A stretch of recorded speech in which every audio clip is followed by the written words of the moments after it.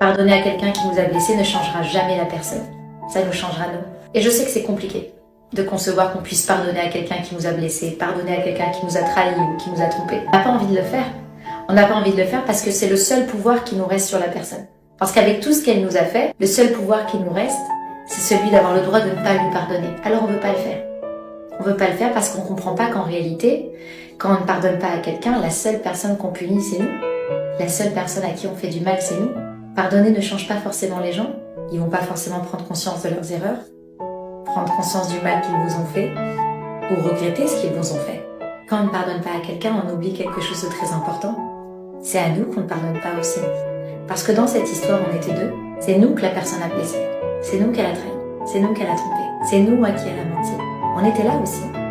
Donc si on ne lui pardonne pas à cette personne, si on décide d'essayer d'avancer en gardant cette frustration, en gardant cette colère, en gardant cette rancune envers elle, parce qu'elle nous a fait du mal, c'est pas celui qui nous blesse qui porte le poids sur lui. C'est nous. Alors quand on y pense un tout petit peu, quand on ne veut pas pardonner, à qui est-ce qu'on fait du mal réellement?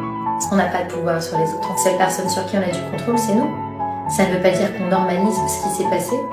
Ça ne veut pas dire qu'on méritait ce qui s'est passé. Pardonner, c'est juste accepter ce qui s'est passé. C'est accepter les faits. C'est accepter la vérité. Ça n'a rien à voir avec ce qu'on ressent. Ça n'a rien à voir avec le fait d'être d'accord ou pas. Ou de jauger si on a mérité ou pas ce qui s'est passé. On accepte juste les faits. On referme le livre. Et on passe à autre chose. On laisse partir l'histoire. On laisse partir la personne. Et on laisse aussi partir ce qu'on ressent. Les ressentiments. Parce qu'entre l'amour et la haine, il n'y a qu'un pas.